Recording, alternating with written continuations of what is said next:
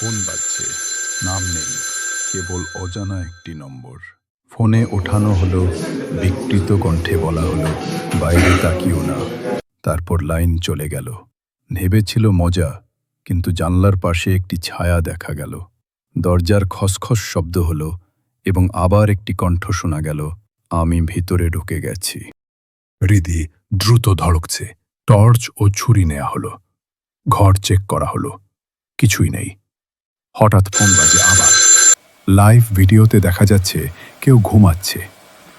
ভিডিওর ক্যামেরা ঘুরছে, জানালার প্রতিফলনে একটি ছায়া দেখা যাচ্ছে। ফোনে একটি মেসেজ আসে, আমি তোমাকে দেখছি সর্বদা। আতঙ্কিত হয়ে বাইরে দৌড়ানো শুরু, পুলিশে ফোন করা হলো। অপেক্ষার সময় ঘরের উপরে থেকে ডুপডুপ শব্দ শোনা গেল। প্রতিবেশী রাস্তা দিয়ে হাত নাড়ছে, কিন্তু পুলিশ কল করে জানায়, ভেতরে আর কেউ নেই ম্যাডাম। ফোন আবার কাঁপছে। একটি সেলফি দেখা যাচ্ছে, ঘুমাচ্ছে, কিন্তু তারা বাইরে দাঁড়িয়ে আছে।